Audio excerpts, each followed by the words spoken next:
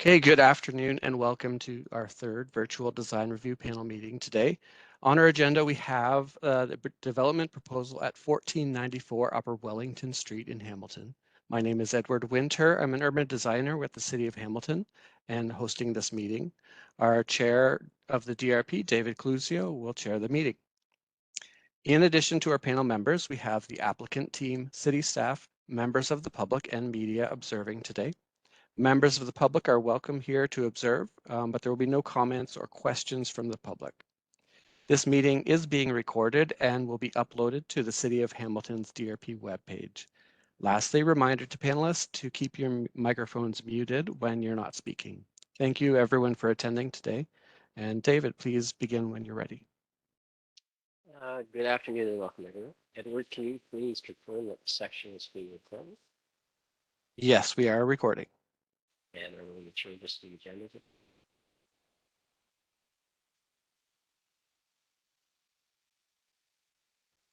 Are there any changes to the agenda today? No, sorry, no. I'm going to take by silence that there is no conflict of interest with any of the panelists. Okay, on the agenda today is the review of 1494 Upper Wellington Street. Lead planner in the file is Jennifer Catalino, who's available to answer any policy questions, and Edward Winter will make a brief presentation. So go ahead, Edward, and please keep the presentation under 5 minutes.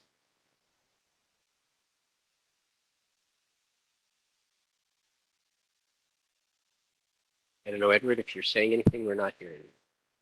There we are. Thank you. Okay, we have development at the corner of Upper Wellington and Stone Church. The development proposal is for a multi-residential building comprised of two 20-story towers joined by a 5-story podium. In total, they're showing 685 rental units, planned with serving of 910 parking spaces. Also, there's a terrace on the 6th level with approximately 6,194 square meters of exterior amenity space. Okay, so let me move this star to the actual subject site. All right, this is this southwest corner of Upper Wellington and Stone Church. This is a photo showing the lands from the southeast. This is Upper Wellington. Okay, and looking from the northeast along Stone Church. Looking south from the northwest along Stone Church. Okay, here we have their site plan, the concept site plan, showing an entrance on both Upper Wellington and Stone Church Road. Here we see the two towers in the center and a larger 12-story element.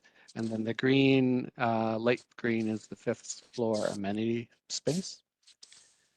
And just note along the south portion, there is an easement between this property and the adjacent residential area. This is not the correct plan. Okay. And here we show in the larger city context. And we'll get right to the questions. Okay. Does the proposed development build upon the established pattern and built form of the neighborhood? Does the proposal demonstrate sensitivity toward the existing neighborhood through understanding the character of place, context as well in the public and private realms? Does the proposal consider the relationship of height, massing, and scale of the nearby residential buildings?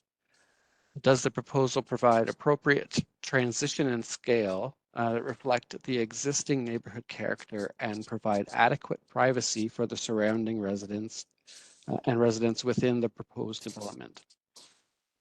Does the proposal complement the existing function of the neighborhood and contribute to the connectivity to support modes of public and active transportation? Does the proposal contribute to creating a comfortable pedestrian environment along Stone Church Road and Upper Wellington Street? And finally, does the proposal include design features that would promote the reduction of greenhouse gas emissions and other sustainable building features? That concludes the staff presentation. Okay, we're ready for the consultant to provide additional information. Please keep your presentation under 10 minutes. Great, thank you. Good afternoon, everyone. Stephanie Murdich with MHBC Planning, and co-presenting with me today is Robin O'Connell from SNAC Design Strategies. Just give me one moment here to share my screen.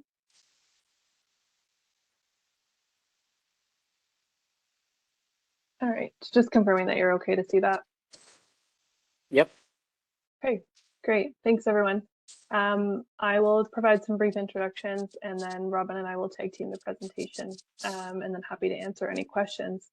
And again, we have a few members of our project team here today, including the client, Valerie Holmes, as well as our architects, urban designers. So we will do our best to answer questions as we go through. So jumping into the project proposal, as noted by staff, we are proposing 2 residential towers with a maximum building height of 20 stories and a total of 685 rental residential units. 910 parking spaces are being proposed as a mix of surface and structured parking, which we'll provide more detail on later. We've worked extensively with our project team to understand the city's preliminary comments as part of the formal consultation application, and have done quite a bit of work on the design, including reducing the overall building height from 24 to 20 stories, shifting the tower locations, which we'll discuss more later, really to locate the towers internal to the site to try to minimize any impacts on surrounding land uses and the public realm.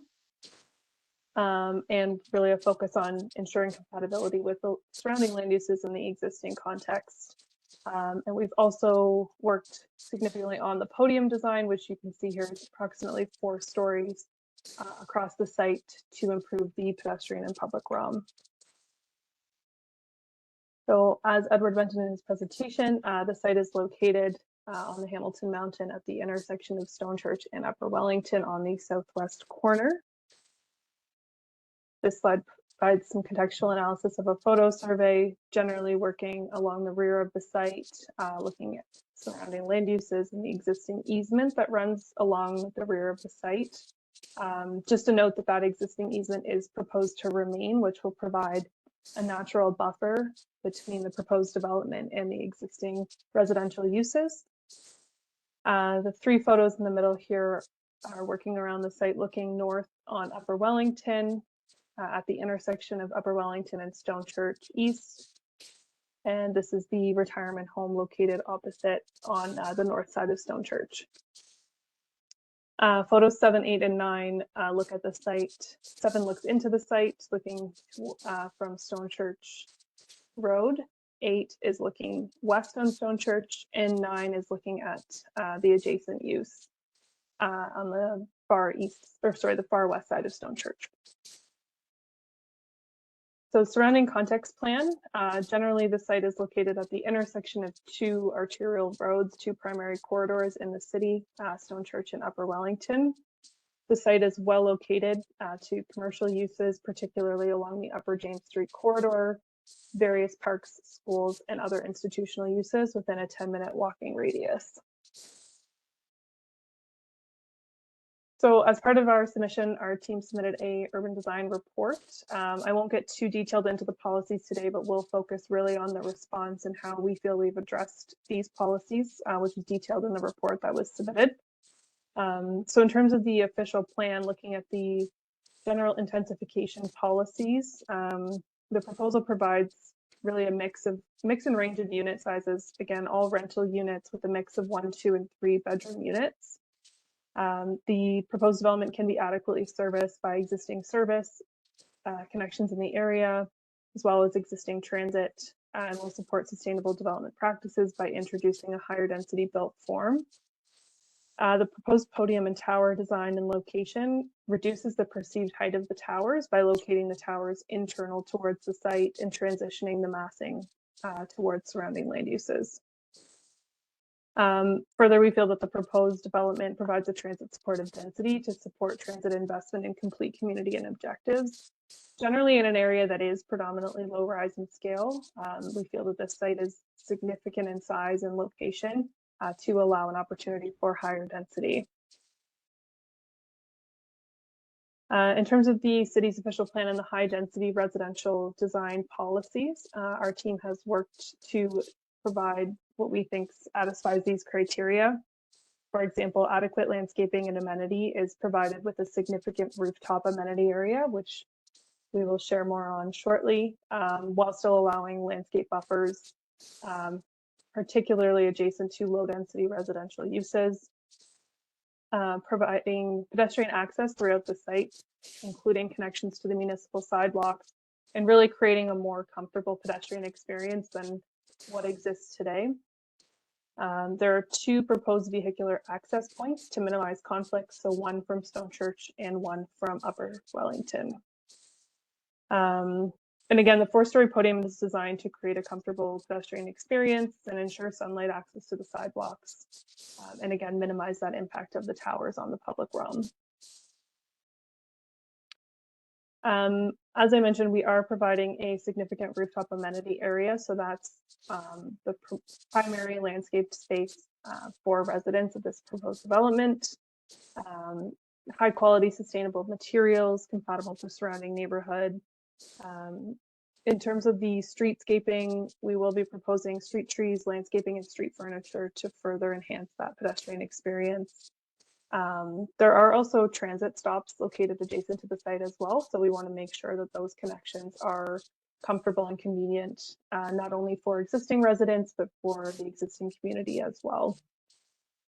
Building entrances have been oriented towards the public streets in convenient and prominent locations, again, to encourage other forms of transportation other than private automobile. So with that, Robin, I'll turn it over to you for the massing. Thank you. So as shown here in this masking schematic, you'll see that 2 20-story towers rise from the building space. The tower floor plates are limited to 750 square meters. And they're placed in the center of the podium with substantial step backs of 25 to 30 meters from the building base to minimize the visual and shadowing impact at the street level and also to reduce the adverse wind impacts on the adjacent properties. The 2 towers are also separated by 30 meters to allow for adequate light, views, and privacy into those residential units. You'll see as well in blue, the 4-story parking structure is located internal to the building base with the residential suites concealing it from view and creating an active streetscape along all building sides of the podium. And the 5th floor outdoor amenity area that Stephanie mentioned sits atop that parking structure and provides access for all residents. Go to the next slide. This view from Stone Church Road East looking west shows the building massing in context, and it demonstrates that the location, massing, and height of the proposed building does contribute positively to the intensification of the surrounding neighborhood. The next slide. And a rendering of the same view illustrates how the materiality of the upper stories has a lighter appearance to blend into the sky and lessen the building's impact on the surrounding neighborhood, particularly the towers, which are located internal to the site and don't really provide that impact to the neighboring uses. Next slide. The proposed buildings do form a terminating view from Sorrento Place. And due to their location north of the adjacent residential here, these homes will not be impacted at all by the shadows from the adjacent towers. Next. And a rendering of the same view from Sorrento Place also demonstrates that the width of the easement that you see in the grassed area here, south of the subject site, does provide significant buffering and distance from the adjacent residents. Next. This view from Upper Wellington Street looking south demonstrates a positive contribution to the intensification of the streetscape. Next. And a rendering of the same view demonstrates compatibility between the architectural character of the proposed towers with the podium design. You can see that materials for the floors above the base differ from the podium materials and use the contrast to articulate the different parts of the building. And then in order to create a visually attractive skyline profile, the tower tops are integrated with the tower and building architecture with reduced volume at the top level. And this is an in-context view from Celio Court showing minimal impact on the adjacent residents and also the significance of the existing vegetation for buffering. So Robin, I just want to call your attention to your 10 minutes is pretty much up. Okay. And this is just a rendering of the same view from Celio Court. Okay.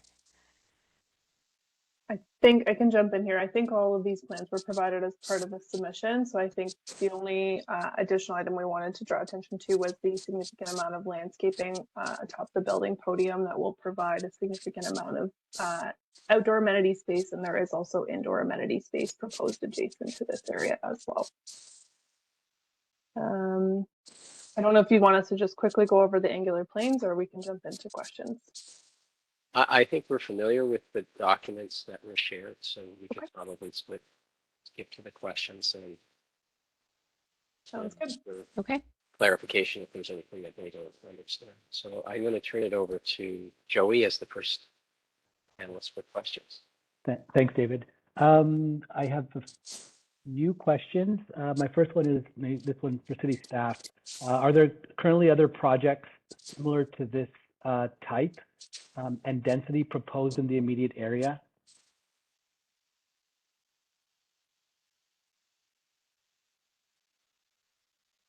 Oh, hi there. Jennifer Caterino here from Hi, Development Planning. I had a quick look when I was researching this property, and I don't think there's anything of the exact same size and scale or density in the immediate area. Okay. Thank you.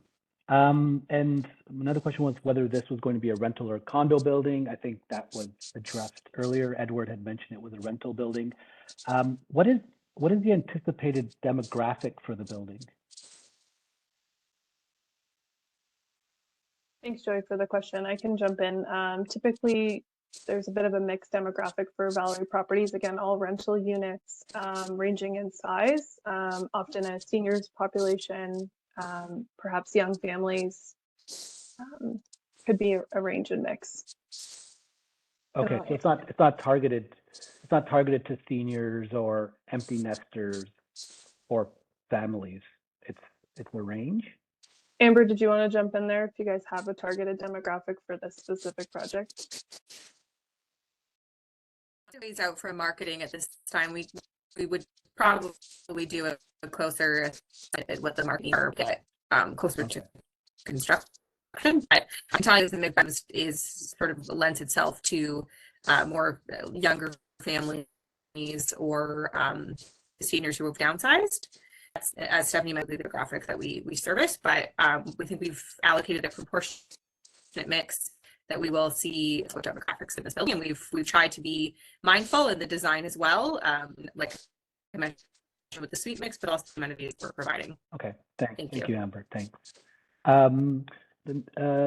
Also, again, maybe for city staff or maybe for the applicant, I couldn't find information on the applicant sheet on the permitted parking ratio. I know what's proposed, but what's the permitted parking ratio, space per unit for this area? I can jump in there. It's approximately 1.3 spaces per unit.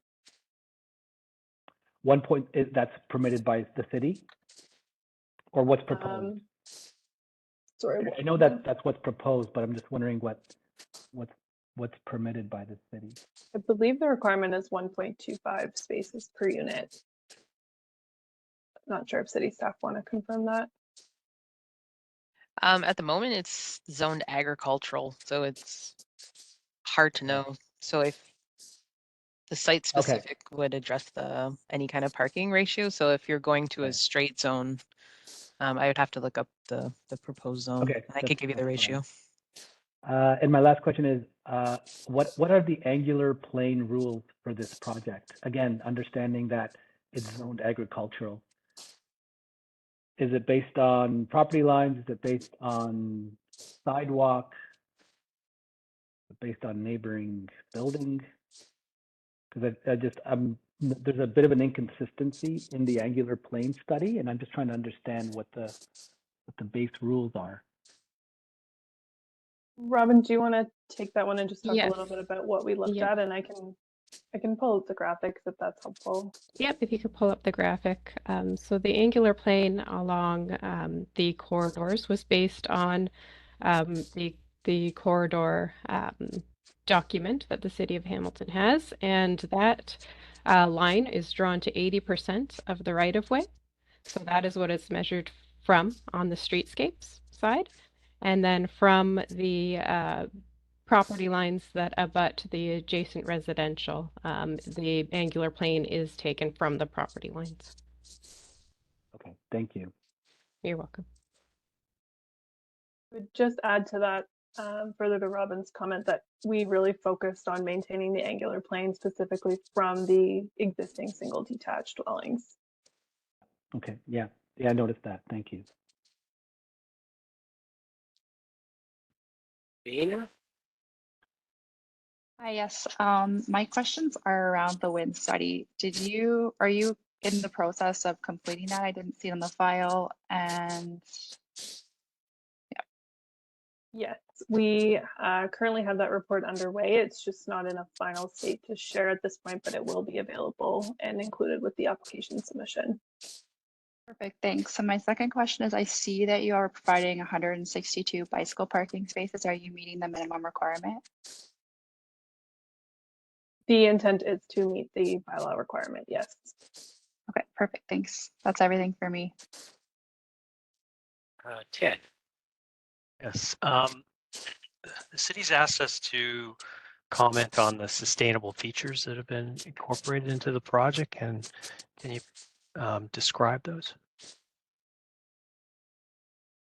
Sure, I can provide a little bit of information. I guess at this point, I would just note that we're really early on in the stages of design related to the building, but I can share some information of a previous similar project if that's helpful. So generally building to the National Energy Code of Canada, so some following energy conservation measures: high thermal efficiency natural gas fired water boilers and water source heat pumps for heating and cooling throughout the buildings will be used. Low flow fixtures, energy recovery ventilators, improved wall insulation, optimized lighting system, and Energy Star appliances to reduce overall electricity use. And on this project, I know, and Amber, I don't know if you want to add to this, we are looking at exploring feasibility of geothermal energy. Again, just really preliminary in the process at this time. Yeah, so we are going to work with one of the consultants that deals with Hydrogy to investigate the feasibility, just through a due diligence stage, looking at the ground material. I am, like we say, the preliminary investigation, given the fact that there's bedrock constraints here, so we have to ensure that there's appropriate connectivity and all of those things. But again, we are committed to investigating the feasibility of it as a district energy method. Okay, thank you. My last question, and this might be for Jennifer Caterino. The easement on the south of the site, the sanitary and storm easement, what do we know about that? And it seems, and I don't know, it's a leading question, but it seems like it has a strong ability to connect the neighborhood and create space along park space along the south of the site. What is the use of that, and can this be an opportunity on this project? To be completely honest with you, I don't know too much about the easement. I do know it is quite wide, and I think there is currently a walking path over top of it. So it would be up to our engineering and public works group to determine whether or not they would be happy with a sidewalk or trail connection on top of their easement. Okay, This is Edward. I can just add that there's sanitary and water running under the easement So generally that precludes plantings, but I think a trail would be permitted. Great. Okay, thank you. Maybe add to those comments. So we are going to engage in conversations about PW about the possibility of some form of plantings, if it might not be like large stature trees, if there's something we can do to enhance it. The gravity, this understand it are very low in the ground, so there might be a possibility here, but we are going to continue those conversations as the application process unfolds. Okay, thank you. And there is, as you mentioned, there is a trail, but it's designed as a formal trail. Thank you.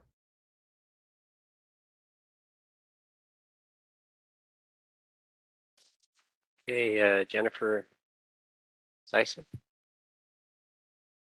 Thank you. Sorry. Thanks, David. Thank you, Stephanie and Robin and Edward, for your presentations. I have kind of an expansion question. So the proposed bike parking spaces, where were those intended to be located? The bicycle parking? Yes. Give me a minute here. I'll just confirm that. I believe it's within the podium of the building. Maybe while you're looking, I had one other question as well, and Sure, it go was ahead. related to the vehicular entrances. Noting that you're showing two, I just was wondering if you could speak to the design, if there was a necessity for the both of them. I'm, for your background on that, I'm also questioning the need for all the parking, but if there's less ground parking, is there a need for both accesses? If I may answer that question about the accesses, one of the vehicular accesses, the one provided off of Stone Church East, is a surface entrance that leads to the surface parking at the back, drop-off areas, while the entrance from Upper Wellington Street leads to one level of underground parking. So the two entrances do not actually connect. That's right. So this is the entrance here for Stone Church, which serves to access the podium parking. And you can see the lower parking entrance in this location. It's actually only a partial level of underground that's accessed from that location. And just to confirm, there is some bike parking, I believe, at all levels of the parking. There's various locations for bike parking. That's all my questions. Jennifer Mallett. Thanks, David, and thanks for your presentations. I think one of the things that the panel is struggling with is the amount of parking proposed, and we don't usually see such an oversupply of parking, especially since you speak about this being a transit-oriented neighborhood, and supporting transit use and bicycle use. So you've got a half level of parking below grade. There's surface parking wrapped around the side and the back, and a phenomenal amount of parking in the podium. Have you considered not providing less? Like, there's no need to dig a basement if you don't need to put the number of cars down there. If you could help us understand the design rationale, that would help us. Sure. Maybe I'll just share a little bit about the surrounding context. I think part of what we're considering in this location is looking at, similar developments, and specifically looking at the context in the area, which is predominantly a suburban automobile dominated location. There is transit use. I think, however, we do anticipate a need for vehicle parking. And given that these are rental units, we want to make sure that we're providing the correct amount of parking. So Amber, do you want to just add a little bit to your parking needs? Yeah, Stephanie. So our directive to the design team here was to try to achieve 1.3. We're just shy of the city's requirement, just over the city's requirement. The reasoning for that is we do own and operate a similar product at the corner of Garth and Rimal in Hamilton, and it's a little bit further from what will be the Upper James High Road or Transit Corridor. But what we find there is we are grossly undersupplied for the demand that we have for our tenants. And we also have a provision of 1.3 parking spaces per unit there. And the reason being, as I mentioned, is the unit size leads itself to people, tenants that have more than one vehicle. Maybe in 20 years, their demand will look different, but that is the challenge that we are facing now. In efforts to provide an adequate amount of parking that doesn't result in spillover into the surrounding neighborhoods. Okay, thank you. One other question. You mentioned that the tower floor plate was 750 meters squared, but I think that's just the stories between 12 and 20. So just the smaller bit that comes up. So can you give us the floor plate size for the T-shaped building that's above the podium? So that's floors 5 to 12. Yes, just a moment. I can take that measurement. So the width of the building is about 20 meters. And the length is about 63.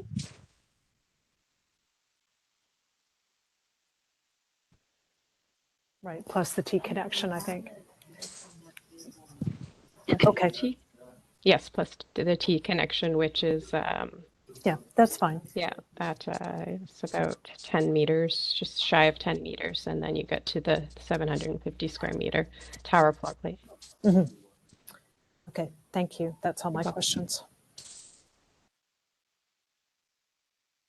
You commented earlier on bedrock constraints. Could you elaborate on what that meant? Sorry, I didn't hear the second part of your question, David. Could you elaborate on what you mean by bedrock constraints? So David, it's the depth and the strength of the bedrock. We're actually doing construction a similar site just west of Stonewest, right? Or sorry, it's west of Upper James Street right now. So it's 2 blocks away from this site. And the bedrock is very shallow and very strong. So very difficult to penetrate, which is why you see half level of below grade parking rather than the full envelope being constructed with the underground. Okay. The second question is maybe to the city. The easement and those sewer lines that are in that, when they go beyond the site, or are they under the roadway? I guess I'm trying to get my directions correct here. There's a roadway. I can't remember which way it's east or west or south. Is anybody aware of where those infrastructure goes further? It looks like it might go under the street. So I just want confirmation. It connects in at the Cielo Court. So it services the subdivision that's west and south of the site. And there is that outlets onto our property that we will have to account for in our servicing design, or has been accounted for in the servicing design. Edward, I can share a screen if you like. Yeah, I have it ready if that's if you have it, that's yeah. Okay, so the easement is shown in red. Yeah, this answers my question. It goes underneath that road, whatever that something courts. I can't really read the words there, but to the court on the left there, which I guess is west. Yeah. Okay, thank you.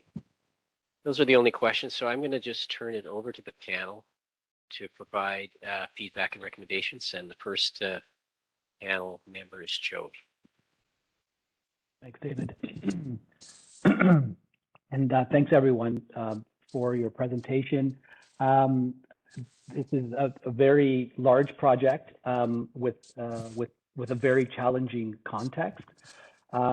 Overall, the context in relationship to what is proposed at this point is difficult to determine. I think what's needed And what we've seen previously today, and also what has been required from other applicants, is a context plan, whether that's, and not 2D context plan, a 3D context plan, whether that's in an aerial form or an axonometric, or also extend the section that you have for your building and extend it through the neighborhood. And in this way, we can get a more accurate assessment of the scale and whether that scale is appropriate to the context. Renderings are helpful, but renderings are not accurate at all, especially when trying to understand scaling. So without this info, I'd have to, I'd have to say that I don't think that the scale here is appropriate to the context. Also, looking at city bylaws, I think this area, the maximum height 2.53 stories, and there's a proposal here of a mix between 6 to 20 stories. So that's in terms of height is fairly excessive. The math, I appreciate that there's a tripartite composition that is being attempted here to try to kind of bring down the scale of this very large project. But that composition is not working very well formally at the moment. Part of it, and it's not the towers, there was a lot of discussion about the work that was done to pull the towers back. I appreciate that. I think that is successful. It's the middle portion, the center portion, it overwhelms the overall composition. So that podium is not a standalone podium. It actually is extended up beyond the podium face, and that center portion is at the same vertical plane. So I think that tripartite composition, that middle portion has to be pulled back significantly. With regards to I want to speak a little bit about the concept of public realm. I do like the landscape concept, but the drawing presents different levels. And the plane at grade gets lost in this drawing. So what's required is 2 landscape drawings. One that talks about the amenity for the residents, and another one that talks about the amenity in the public realm and for the public and for the neighborhood.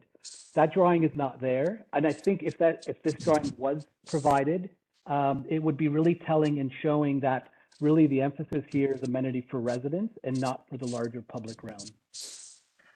So what is, the next question is like, what is the public realm contribution? This is a significant project. So what is this project giving back to the public realm? At this point, we don't know. We do know it is going to set precedents. It needs to do a lot more work to participate in the neighborhood. And the start would be understanding that the opportunity that a project like this would have as in this urban form in a suburban setting. So if you're trying to kind of present urbanity, you can't rely on the convention of suburbia to do that. And that's a segue for the parking. Parking is, I understand that in relation to your other projects or your other buildings, that the parking is the right amount of parking. But this panel just saw a project that is a 10-minute walk from this building at Rymel Road and Upper Wellington. And the space to unit parking ratio of this project was less than half of what is being proposed here. So if you're going to present a project that proposes an urban condition, I think you need to find a way to support that idea of urbanity.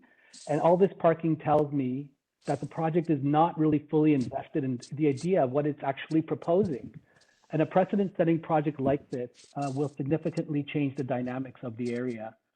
That needs to, all this intensification has to come with a lot of investment for the community and the public realm. All of this is on the assumption, I'm assuming that this neighborhood will, in the far future, will be relatively unchanged. And based on that, maybe this project would benefit from a gentler density approach, more in the form of stacks or town home developments. As proposed, the overall project proposed approach, may not be suitable for its context. And the site may be better suited for a different type of development. Thank you. Dana. Hi, everyone. I just want to say thank you to everyone for the presentation. It was a great presentation. I do agree with some of the concerns that Joey has addressed. With 685 units, you're looking at trying to plan essentially a community, because you're looking at about 1,000 people living on the site. And I think what we need to look at here is how to integrate those 1,000 people within the greater context, within the greater community context. And right now, as I see it, a lot of the amenity space is focused on the podium, which is private. There is a lot of amenity space up there, so I think that's great. However, I think what you provided at grade is essentially a front amenity space that doesn't have very good direct connection to the interior of the building, and also looks directly onto the parking garage, which I think is less than ideal. So I'd like to see a project that better connects the amenity, the ground floor amenity within the local community. On that, I think based on my calculations, what I have seen is a podium of about 150 meters. I'm not sure if the city of Hamilton has a building length target or requirement, but a best practice in urban design, I think, is around 70, 75 meters. So I think your building is too long. I do appreciate your attempt at kind of breaking that up through massing materials, step backs. However, I think there needs to be a more granular connection between the building and offsite and two different streets. And I think that to do that, you need to break up the podium and provide that connection or ground floor amenity or at grade amenity between the buildings, and providing that kind of, you know, at grade connection offsite and through the building. So I do think also, based on the building size, there's a lot of changes in materials, a lot of changes in design, step backs, which is good, I think. However, it might benefit from a little more simplicity in design instead of trying to use those massing and materials to try to break down the design. Go for something a little more simple. And my last comment is based on the size of the project and the amount of amenity space that you have on the podium. I would encourage you to look at children's play structure, because you're likely going to have a lot of children in the building. And you noted that you were going to have larger units. I think that would be an asset to the development, as well as just gardens and benches and that kind of thing.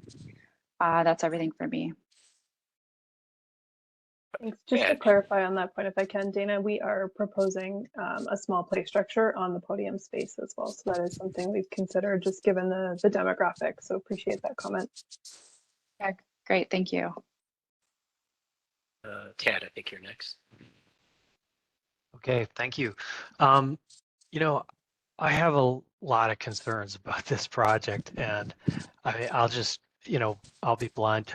I can't support this project in its current form. It really is not contributing to this neighborhood in a positive way. When we look at the questions that have been asked by the city for us to respond to, it's almost unanimously no. It's not doing the things that one would hope to see from a design like this. And I think ultimately one has to ask the question, if we are coming into an existing mature neighborhood, it's established and people have lived their lives here, and we're trying to get the most density we can, which, you know, is understandable and it's a good thing, density, we're all in support of that. How do we then create, offer amenities and public realm enhancements that are going to make this, we're going to improve the neighborhood and make this a great part of the neighborhood? And I don't see any thinking that's gone into that. And I think there are opportunities to do that with considerable density on the site.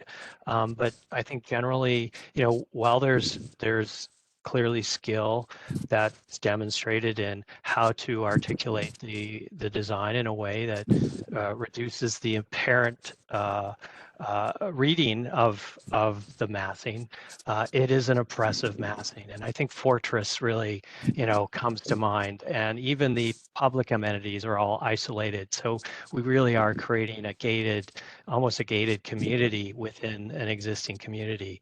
And I do think that there's opportunities to change that. I think the massing needs to be split in half, and we've seen parking managed in the way you're doing it, and it's laudable to bring the parking indoors and have a facade of real residential space. Can those residences on the 3-4 sides be townhomes that have yards and front doors and people using them? There's this east-west easement that comes through the site that's connecting Clio Crescent to Dragon Drive, a green space.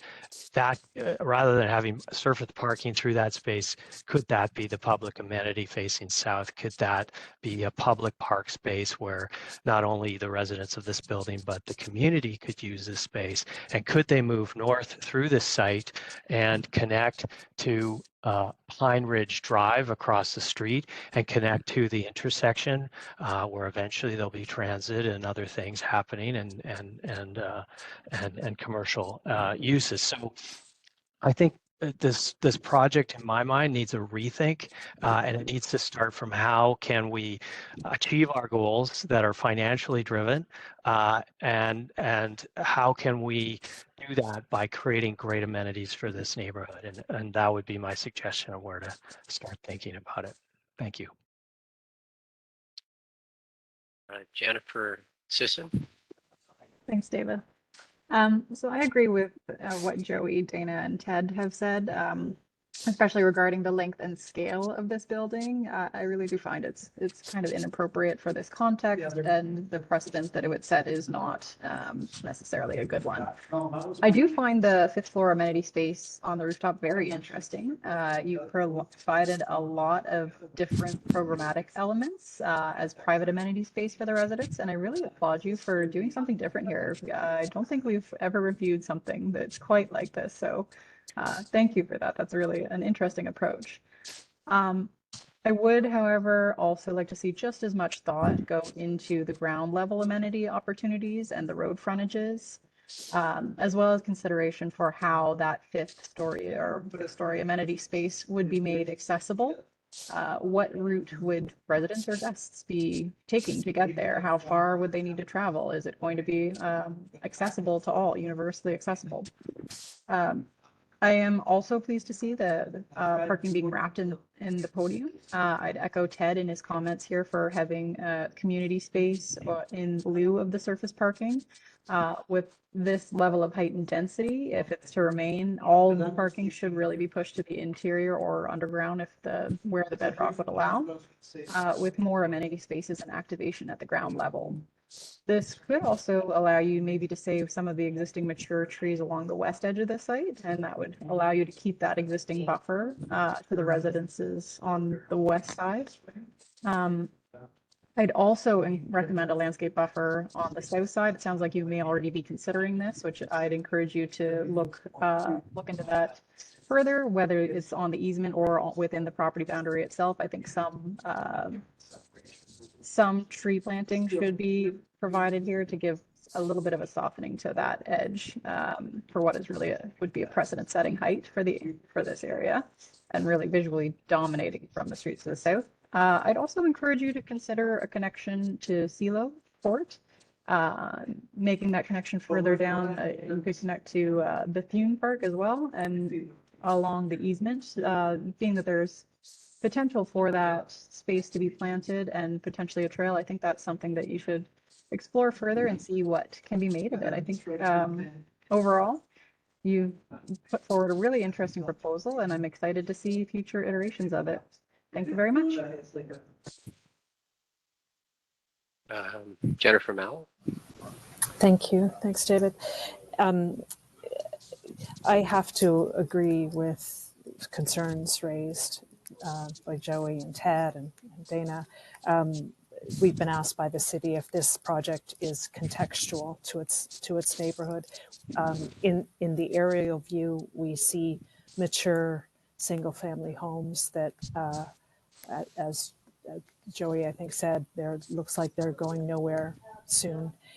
So if this proposal is clearly not contextual to its immediate surroundings, the unrelenting single street wall is oppressive. It's too long,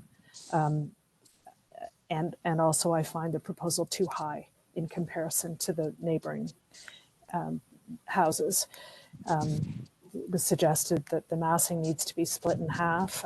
I agree with that, but I'd also suggest that maybe the podium is completely eliminated and the mid-rise and the towers just come down to grade so that the whole thing comes down and the massing is completely split so that there's ground plane connectivity through the middle of the site. But I have to agree with Ted that I can't support this project in the way that it's currently proposed. Thanks. I think in general, the panel is not supporting the project as presented.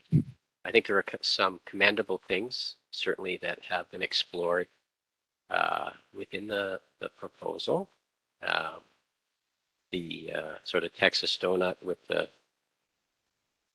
development around an embedded parking garage is, I think, an interesting typology, but I think you've gone too big with this, as others have said already. I think it may still be worth pursuing, but maybe too pushed apart. In which case, I mean, we've talked quite a bit about the failure in a way of achieving this connectivity to the public realm on a number of different levels and to the community. But I mean, I think what's revealing is looking at the plan of the project itself and how internally it also seems to not really deliver a community very successfully. The route from the corner entry points, lobbies, to the actual elevator towers is quite convoluted. I think it would be quite painful to enter this building if you were going to go into the tower and try and find your way. And I think that is, I mean, it's exacerbated by the fact there is no, the towers are so deeply embedded in the footprint, so there's no typical connection that you would have nearby relationship between the elevators, a sort of safe commune internally. And I think that by breaking the block in half, those, if the towers remained in their present location, they would be suddenly immediately adjacent to an outdoor public realm, and the elevator lobby relationship could be achieved, and some of these concerns would be, that I can see internally, would be also addressed at the same time as a lot of these issues that others have already spoken extensively about. I think that this idea that you would break it is also in keeping with the kind of scale of the development. When you look at this, you know, the surrounding blocks on the other side of the street, you can see a sort of a module to the property ownership there that, while you kind of echoed it maybe in the facade, the actual is, you know, it's kind of a false reveal of what's actually happening, and a true development through there, breaking it. And I'd even argue maybe extending, I don't know if I've got the right, Cicero Street all the way up through on top of that easement, not unlike the way it is presently development, and creating that almost like a new T relationship, starts to embed the development and the circulation through it into the fabric of the city, and actually helps to connect the existing fabric into the in a more urban way than this kind of cul-de-sac dead ends that are the existing suburban context that you're working with. So I think there is potential there to knit this in and actually help the fabric of the city at the same time as improving the project. I think that, you know, the stepping strategy that you got with the towers in the middle, I think it's sound strategy. But again, I think that you can see by your own analysis that some of those are poking beyond these view angles, and certainly the comments earlier about how you're talking about a podium, but it's really a 12-story at the ends. And I think that Joey's comments earlier I think everything needs to be just kind of brought down, and then I think some other interventions that really re-examine your your fundamental approach to this, I think, is necessary, because it does need to be almost a community in its own right, and it's not really presenting that at this point. So I think we've given some pretty pointed feedback, I guess, but I think that there is something there's definitely a project there, and I think that I can imagine with some of the kind of refinements that we brought forward that it would be supportable in some future consideration. But in general, I don't think anybody on the panel is able to support it in its present form. Is there any questions that we can help?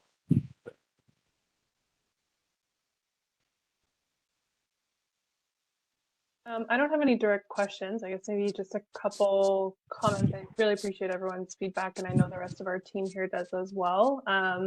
I would just add that the public realm is something that we're actively exploring and working on, specifically along the ground level from a landscaping and design perspective. So these comments are really helpful. The context, I think, in the site, I think we can all agree is a bit unique, given we have a 2.5 hectare site at the corner of 2 arterial roads, in proximity to Upper James, which that whole area is in transition. So the overall area is, planned for change, but also recognizing that there is the existing residential context. That's what our team is balancing as well. So I think we acknowledge that, and we can take these comments back to our team and explore that a bit further. Yeah. I'm not sure if Robin or anyone else on our team had any clarifying questions or follow-up comments. I don't have any further questions either, but of course we appreciate all of the comments that were provided, and to understand how a lot of them can go forward to create a better public realm at the streetscape. I think those are, as Stephanie mentioned, we are actively working on the design of the streetscape, and it is very important in order to tie in this community to the surrounding community, of course. And I think there are opportunities with perhaps that easement to do so as well.